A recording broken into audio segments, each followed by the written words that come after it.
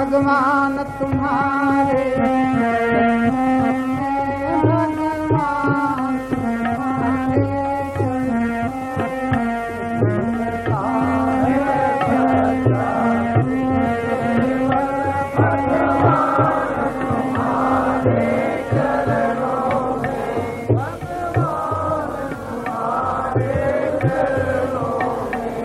यह बिनती है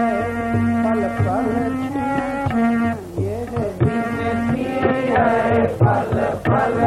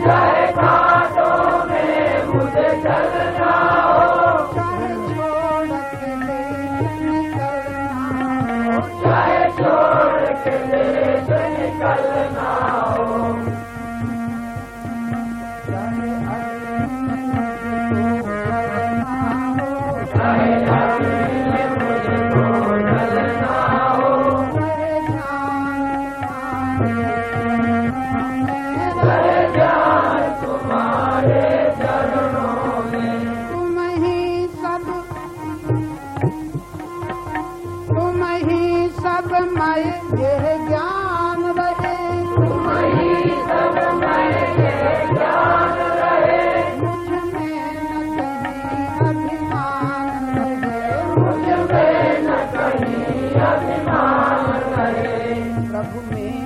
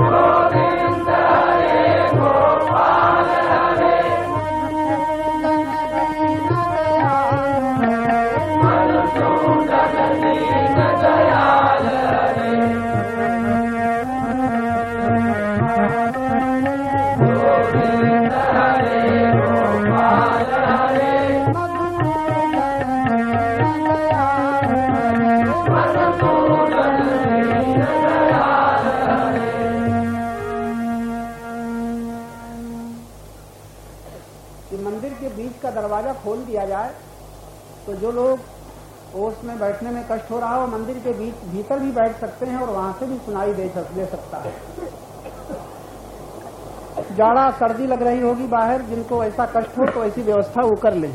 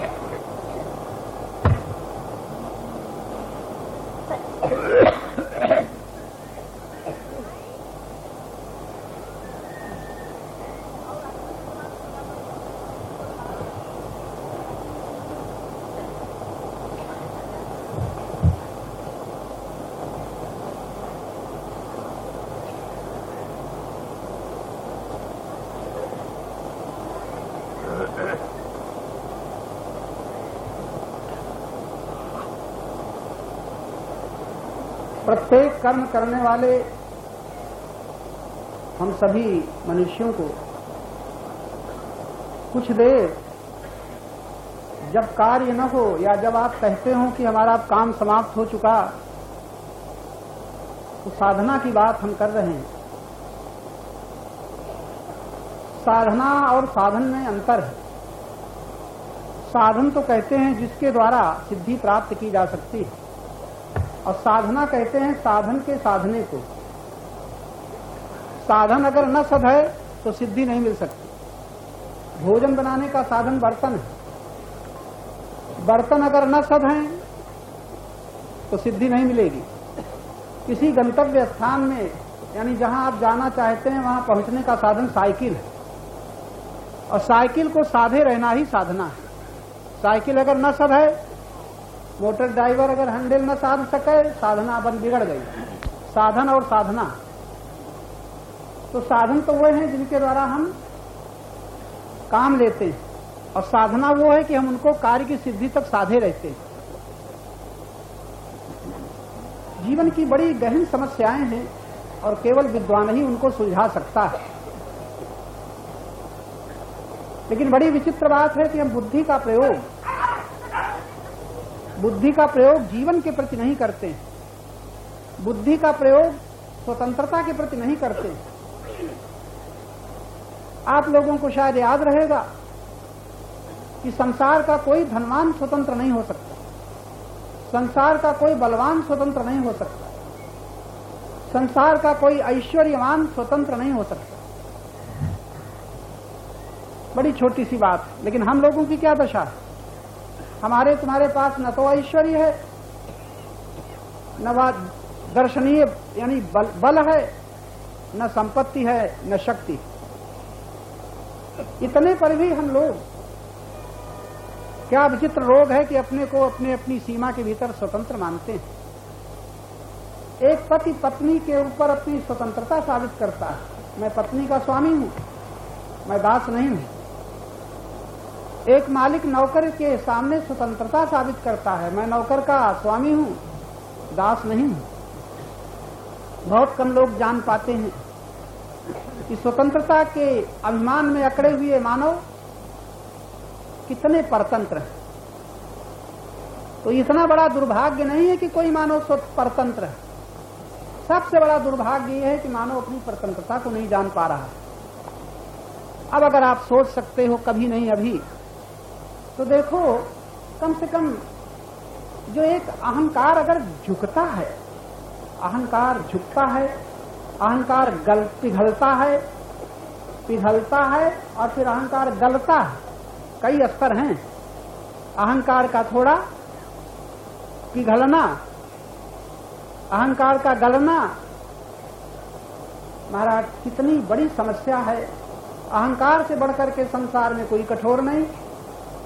लोहे की दीवार तोड़ देना आसान है, लेकिन अहंकार को तोड़ देना आसान नहीं है। अहंकार को ये हम कई बार दोहरा चुके हैं। कौन ऐसा व्यक्ति है जिसे अपनी जानकारी का, ज्ञान का अहंकार न हो? लेकिन लाखों अहंकार, ज्ञान के अहंकारी लोगों में से कौन ऐसे व्यक्ति हैं जिसे अहंकार का ज्ञान हो? ये हमारी तुम्हारी समस्या है। हम भगवान का नाम जप सकते हैं, कीर्तन भगवान के यश का कर सकते हैं, मानी हुई साधना के अनुसार हम अभ्यास कर सकते हैं, प्राणायाम का या तप का या किसी मुद्रा का। लेकिन क्या कुछ देर बैठ करके इस अहंकार को भी देखते हैं? बड़ी गहन समस्या है ये जो कुछ है। बड़े प्रयत्न हम लोगों ने किए हैं स्वाधीन होने के लिए, और एक बेचारा गांव का आदमी मजदूर क्या स्वाधीनता का प्रयत्न करेगा? हमारे देश के बड़े बड़े विद्वानों ने, बुद्धिमानों ने नहीं, विद्वानों ने, क्योंकि बुद्धिमान होना एक बात है, विद्वान होना दूसरी बात। देश के या विश्व के बड़े बड़े विद्वानों ने सबसे बड़ी समस्या जो हल की है वो स्वाधीनता, स्वतंत्रता की हल की है। हमारे देश में अगर सबसे बड़ा श्रेय मिला है तो पंडित नेहरू को, महात्मा गांधी को, और इसके पहले उसकी प्रेरणा देने वाले लोकमान्य तिलक को, गोखले को। गिने चुने देश के ये व्यक्ति हमारे देश की आजादी में एकमात्र कारण बने। लेकिन मैं अभी क्या कह रहा था कि सारी बातें एक तरफ, लेकिन आजादी पाने के बाद अपनी गुलामी को समझने वाला मानव कोई बिरला है। लगता है हमें आजादी मिली, एक बहू, 4 बहुओं की कोई सास बन जाती है तो कहती है मैं मालकिन हूं, लेकिन जीवन बीत जाएगा, वो बहुओं की कितनी दास्ता में जकड़ी हुई है उसे पता न चलेगा। जैसा अभी मैंने बताया था, पत्नी का मालिक पति, लेकिन पति को पत्नी की दास्ता कितनी लदी हुई है ये पता न चलेगा। धन के मालिक लाखों धनी हैं, लेकिन धन की गुलामी कितनी मन पर लदी हुई है इस गुलामी का पता उनको न चलेगा। अहंकार इतना अंधा है कि वो देख नहीं पाता है। उनमें से हम लोग सभी बैठे हुए हैं। हम भगवान के दर्शन करेंगे लेकिन अहंकार को आसानी से नहीं देख पाएंगे। अगर आप कहते हैं देखते क्यों नहीं, तो मैं कहता हूं जो नहीं चाहते हो वो क्यों हो जाता है। जितने लोग बैठे हो बताओ ऐसी भी बात है जिसे आप नहीं चाहते हो। चाहते हो ये तो मैं दूसरा पहलू है। आप जो चाहते हो कदाचित वो तो हो भी जाता है कभी कभी। जितने लोग बैठे हो कभी कभी यदि आपके पुण्य सहायक हैं तो जो चाहते हो वो तो हो जाता है। लेकिन दूसरी बात याद रखना, जो नहीं चाहते हो वो क्यों हो जाता है। बड़े से बड़े पदाधिकारी, बड़े से बड़े बलवान, धनवान जो नहीं चाहते उनके सामने भी हो जाता है। आप लोगों में ऐसा कोई व्यक्ति न निकलेगा, तुम तो बहुत थोड़ी संख्या में हो। लाखों करोड़ों की आबादी में ऐसे व्यक्ति कोई बिरले ही मिलेंगे जो ये कह देंगे मैं जो चाहता हूं वही होता है। एक बालक भी कह सकता है मैं जो चाहता हूं वही होता है। मैं खिलौना चाहता हूं तो मिल जाता है, सिनेमा चाहता हूं तो चला जाता हूं, मैं इतना स्वतंत्र हूं। मैं जितने पैसे चाहता हूँ खर्च कर सकता हूँ। समृद्धशाली लोग वो साबित कर देंगे कि मैं जो चाहता हूँ वो हो जाता है। ऐसा क्या है जो मैं न कर सकूँ मनुष्य होने के नाते। लेकिन उससे अगर पूछा जाए कि तुम जवानी चाहते हो बनी रहेगी, तुम संयोग चाहते हो सदा बना रहेगा, तुम पूर्ण सम्मान चाहते हो क्या मिलता रहेगा? तो राम को भी नहीं मिला, भगवान कृष्ण को भी नहीं मिला, तो इंसान को क्या मिलेगा? संसार से बड़ी विचित्र बात है कि जो आप चाहते नहीं वो क्यों हो जाता है। एक शब्द में समेट करके कहें तो आप दुख नहीं चाहते हो फिर क्यों हो जाता है? दुख नहीं चाहते हो तो क्यों हो जाता है? बड़ी विचित्र बात। जो नहीं चाहते हो क्यों हो जाता है? अब ये लोग देखो, ये बाबू लोग उठ रहे हैं, जाना चाहते हैं तो चले जा रहे हैं, स्वतंत्रता है। लेकिन आप लोग जब जाना चाहोगे तो चले जाओगे कि नहीं? तो आजाद हो, परतंत्र हो कि स्वतंत्र? उठना चाहोगे तो उठ जाओगे कि नहीं? हैं? क्यों भैया, स्वतंत्र हो ना? उठना चाहोगे तो उठ जाओगे कि नहीं? अब हम बैठाना चाहेंगे तो आपको बैठा सकेंगे? नहीं बैठा सकते। तो हम बैठाना चाहेंगे तो आप बैठ नहीं सकते। अब आप उठना चाहोगे तो उठ जाओगे। तो अगर हम तुमको बैठाना चाहें तो हम परतंत्र हैं तुम्हारे, और तुम उठना चाहो तो स्वतंत्र हो कि परतंत्र? जी स्वतंत्र हो ना, चाहे जब उठ जाओ। लेकिन ये तो बताओ तुम्हें उठा कौन रहा है? कौन उठा रहा है? अभी सोचो, आपको यहां किसने बैठाया है? मैंने? संकल्प ने। संकल्प ने बैठाया, और उठा कौन रहा है? अच्छा, उस संकल्प पर आपका काबू है? सोचा ही नहीं। मौज आई, बैठ गए, मौज आई, चल दिए, कभी सोचा ही नहीं। लाई हयात आए, हयात का मतलब जिंदगी, जीवन। लाई हयात आए, कज़ा ले चली चले।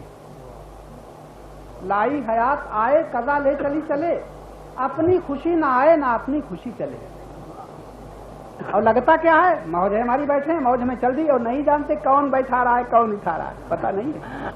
कौन नचा रहा है, कौन हंसा रहा है, कौन रुला रहा है, बताइए, ये भी पता नहीं।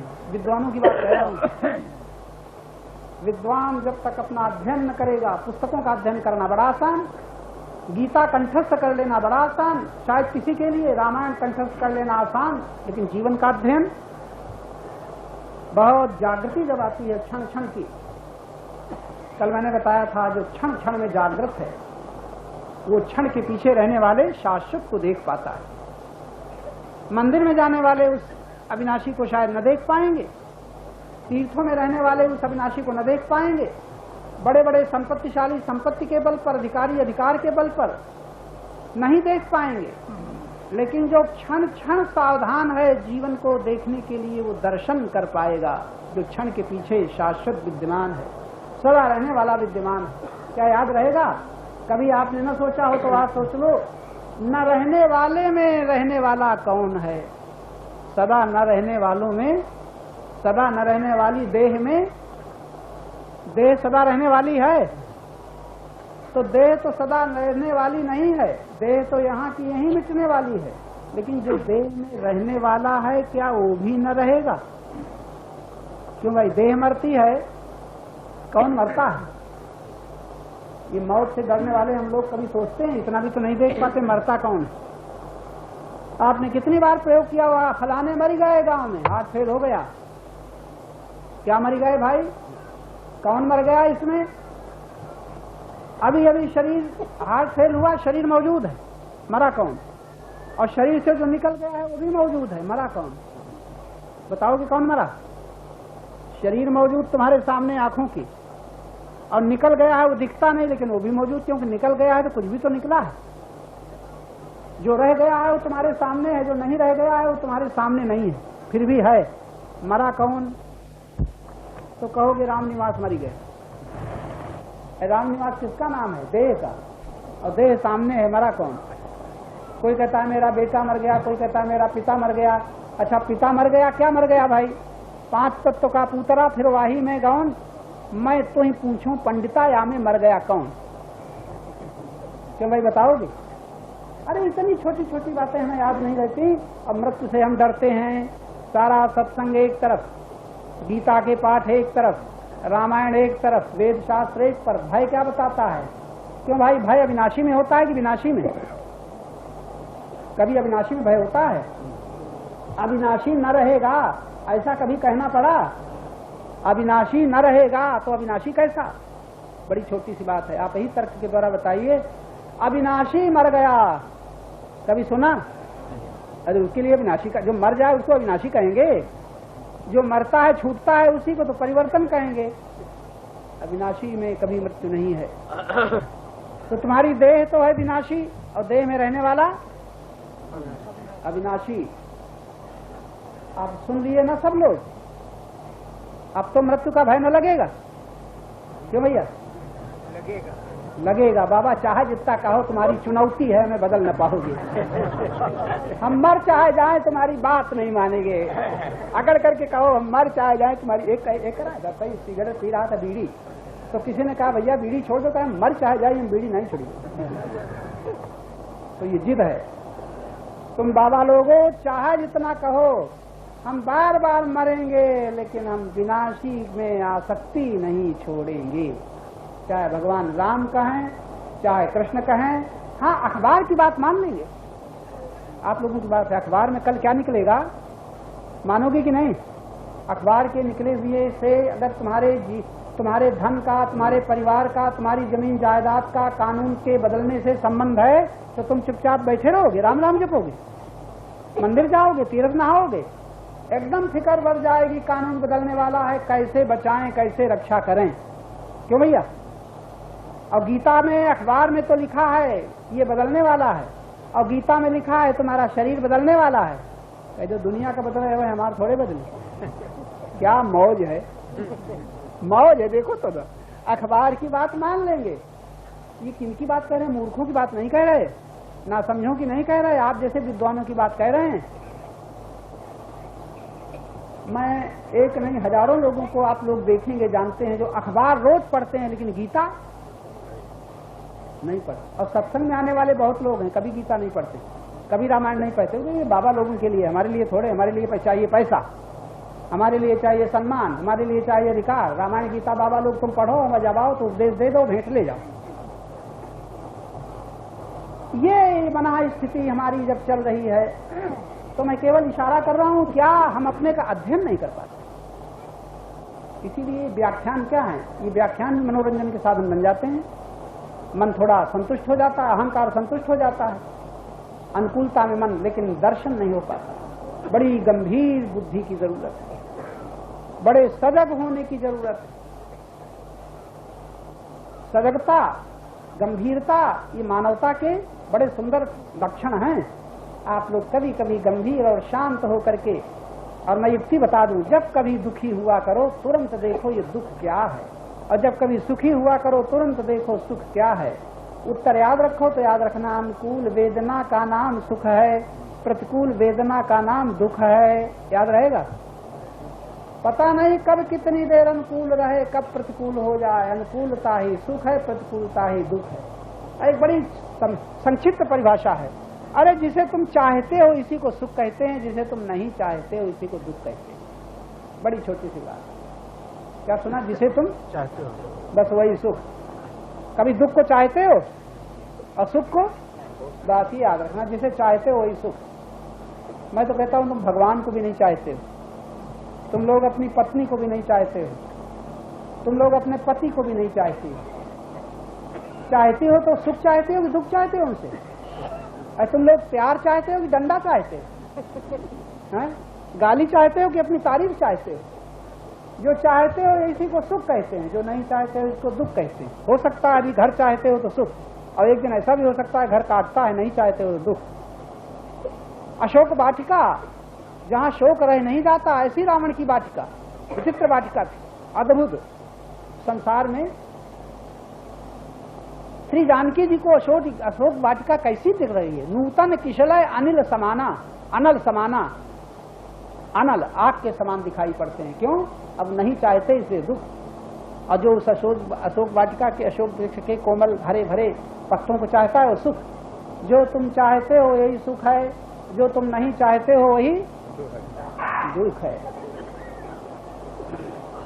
तो ये छोटी छोटी परिभाषाएं हैं आपके जीवन में अध्ययन करने की। अच्छा, हमको तुमको दास्ता में किसने बांधा है, सुख ने कि भगवान ने? क्या ख्याल है आपका? ये दर्शन है जीवन का। अगर देख सको तो देखो, हमारी आंखों से नहीं, अपनी आंखों से।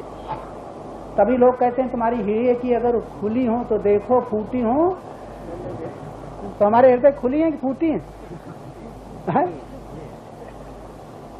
अच्छा भैया, ये कह रहे हैं हमारे हृदय खुली है। आपके हृदय हमारे हृदय खुली है, तुम्हारे किस काम आएंगी? आ रही है। ए भगवान, कहते आ रही है। एक बेचारा अंधा था, चार लड़के थे उसके, 4 लड़के थे, 4 बहुएं थी। लड़के बड़े सज्जन थे। कहते थे पिताजी तुम्हारी आंखों का ऑपरेशन करा दें। बड़ी अकड़ के साथ कहता, बेटा क्या ऑपरेशन कराना है, हम ब्राह्मण आदमी, वहाँ छूत छात ये वो, छूत छात का बड़ा वैसा मानता था। हम हमारी 2 आंखें गई तो 4 बहुओं की 8 आंखें और 4 लड़कों की 8 आंखें, 16 आंखों से हमारे साथ, 16 आंखें हमारे साथ। बड़ा अकड़ करके कहता था 16 आंखें हमारे साथ। सब सेवा करते थे, बड़ा रईस था, माना हुआ, सम्मान मिलता था। एक दिन घर में लगी आग तो सब भागे बेचारे, आग लगते ही भागे, बहुएं भागी, लड़के भागे, और भागते भागते कुछ सामान लेके भी भागना चाहे जिसका जहाँ, और वो बुढ़ा बेचारा अकेले मर गया उसी के भीतर जल कर। वो 8 आंखें काम आई, 16 हमारी आंख तुम्हारे काम आएगी? कहते आएगी।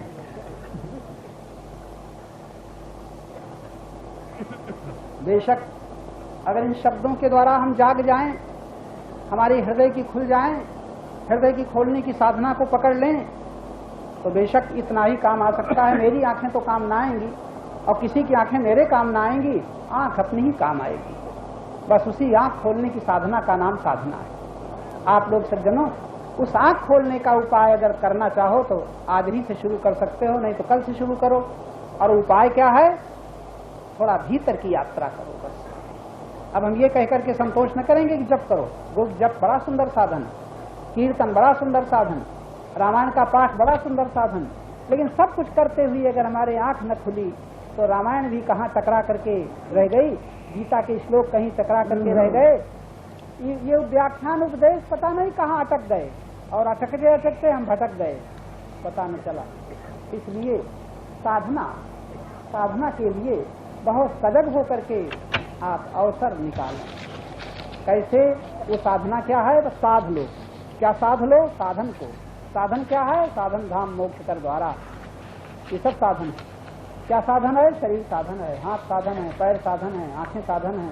जब कभी काम से फुर्सत पाओ, लिखने से फुर्सत पाओ, पढ़ने से फुर्सत पाओ, लेटे लेटे अथवा बैठे बैठे थोड़ी देर शांत हो जाओ और एक प्रश्न कर दो, जो कुछ ये हो रहा था ये मैं नहीं कर सकता था, मेरे साथ अखंड अनंत परमात्मा सत्ता है, उस सत्ता के द्वारा सब कुछ हो रहा है।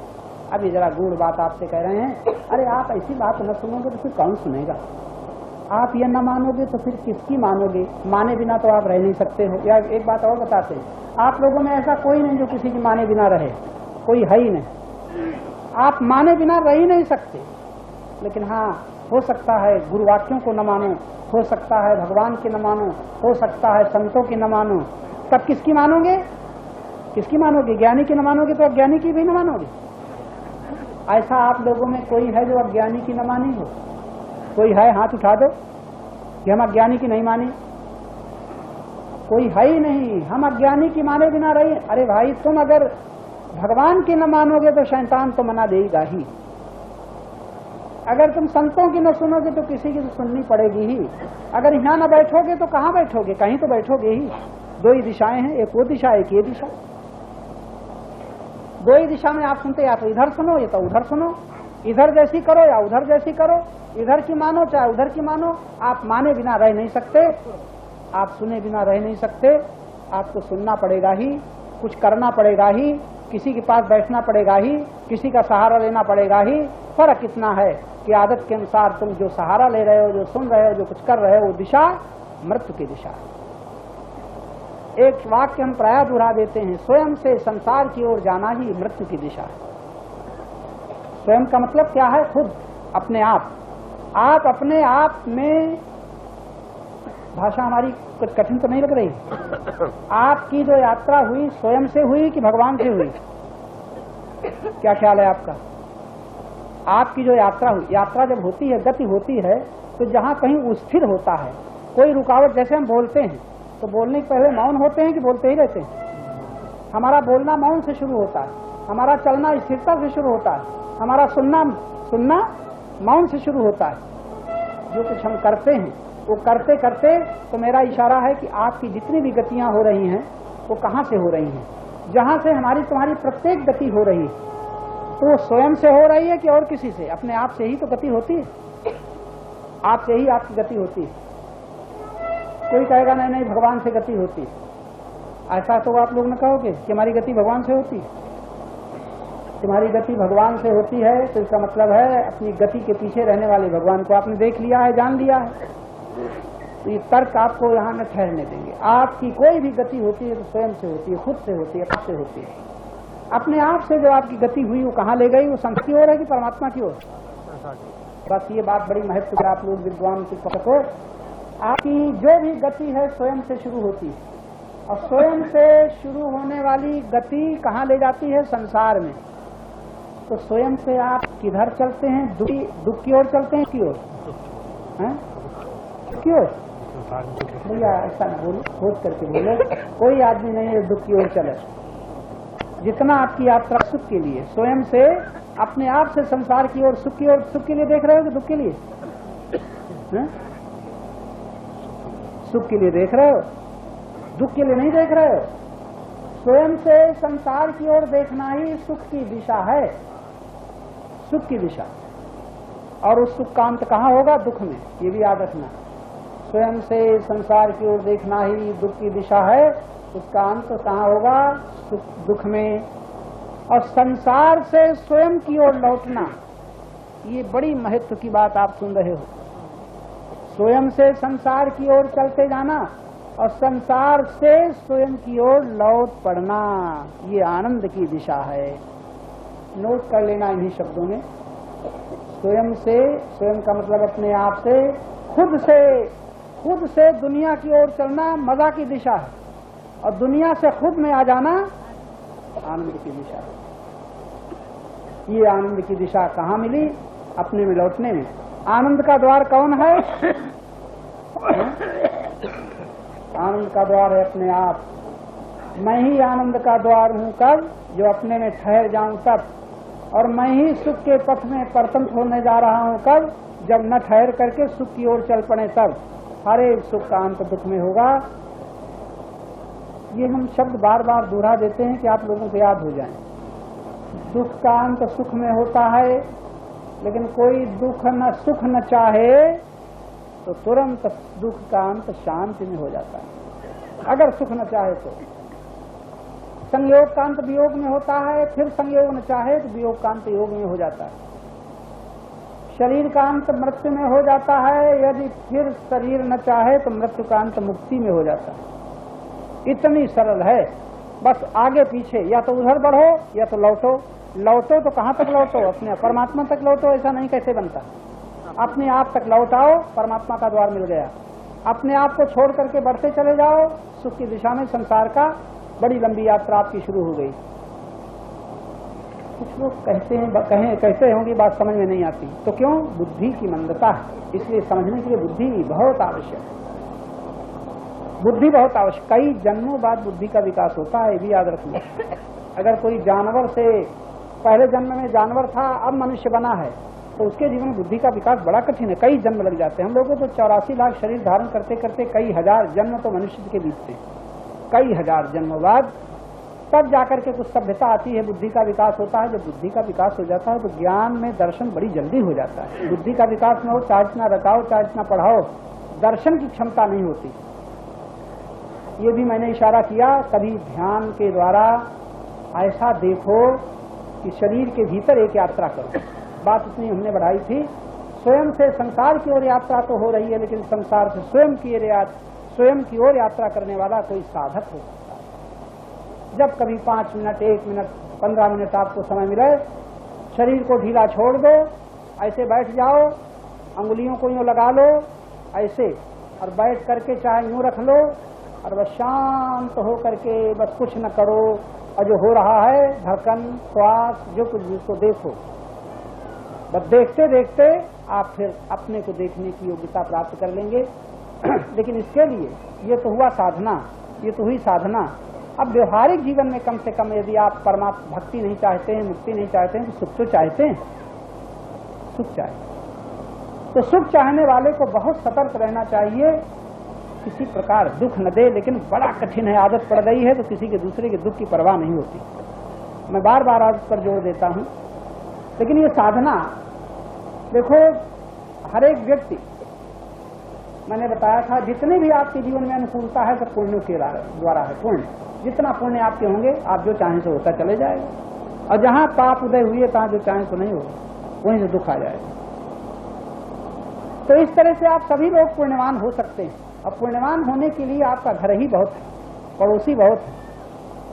जहां तक बने शक्ति को सेवा में लगाओ, संपत्ति को दान में लगाओ, दूसरों को अधिकार दो, पहले लो फिर दो। बड़ी सीधी सी बात। बचपन से आपने क्या चाहा? प्यार की तिरस्कार, सम्मान की अपमान, सुख की दुख। हर एक बालक आरंभ से सुख चाहता है, दुख नहीं चाहता। वही बालक जब विवाहित हो जाता है तब क्या होता है? अब वो बात गई, अब तो सुख तो चाहता है, सुख तो चाहता है लेकिन सुख देता भी है। पहले देने का भाव न था, अब देने का भाव आया। गृहस्थ जीवन की यही सुखता है कि जो लेते आए हो वो देना शुरू करो, और देते देते देने की आदत इतनी पड़ जाए कि लेने का प्रश्न ही छूट जाए। ये बताओ, मुक्ति किसके द्वारा हुई? ज्ञान में स्वयं के द्वारा मुक्ति हुई कि लेने का प्रश्न छूट जाए। तो देवियों के लिए भी बड़ा अच्छा है, जहां तक हो अपने घरों में आदत डालो मान देने की, प्यार देने की, अधिकार देने की। 3 मान ये बड़े विकर्षण है। मान दो, प्यार दो, अधिकार दो। लेकिन दरिद्रता आपको रोकेगी, दरिद्रता ऐसा न करेगी। और दरिद्र कौन है आपको याद है? दरिद्र है अहंकार। ये भिखारी भी है, मांगता ही रहता है और कभी तृप्त नहीं होता। इसलिए इस अहंकार को देखना है। लेकिन व्यवहारिक जीवन में हमारे किसान भाई, आप बाबू लोग, जहां तक हो सके, एक श्लोक आता है, वो कहते हैं तुम किसी प्रकार परमात्मा के नाते दूसरों को मान देते रहो, प्यार देते रहो, अधिकार देते रहो। पशु हैं तो उनको चारा देते रहो, पानी देते रहो। देने के लिए, देने में कभी आलस्य न करो, लेने में चाहे कर जाओ। ऐसी साधना अगर चले तो थोड़े दिन में क्या से क्या हो सकता है। अब चूंकि आपको भी अभी तो ये आज तो जागरण है, शायद 10 साढ़े अभी क्या हो गया? 9:30। अब इसके बाद व्यास जी कथा कहेंगे। जो लोग आए हैं उनको कठिनता हो तो मंदिर में रात को किसी तरह सो जाएं। बहुत प्रबंध किया गया था लेकिन अधिक लोग आ गए हैं, भीड़ अधिक बढ़ गई है, इसलिए कुछ लोग मंदिर में लेट जाएं, किसी तरह निर्वाह कर लें। तीर्थों में तो भाई थोड़ा कष्ट सहना तपस्या। तपस्या का मतलब है अग्नि तापना नहीं, तपस्या का मतलब है प्रतिकूलताओं को सह जाना। सास गाली देने लग जाए, बकने लग जाए तो बहू सह जाए तो बड़ी तपस्या नहीं। अब भीतर भीतर कूड़ा है भगवान, कब सास हमारा है तो तपस्या पर सहना, चाहे जितना सहाय तो तपस्या नहीं है, किसी का बुरा चाहे। तो सहने का नाम तपस्या हमारे हिस्से का है, सहना हमारे हिस्से का नहीं है तो दे देना, ऐसा भावना रहे गृहस्थी में। बड़ा सुंदर घर हो सकता है। तो प्रतिकूलताओं को भाई सह लें, तपस्या है। अरे अपने आप जबरदस्ती कष्ट न दें, क्योंकि ये भी दोष है, जबरदस्ती कष्ट देना भी दोष है। बिला वजह धूप में तपना, पानी में खड़े रहना, ये भी दोष है। अब आप आगे की चर्चा सुने, जो कुछ हो, शुक्रता जैसा कुछ होगा।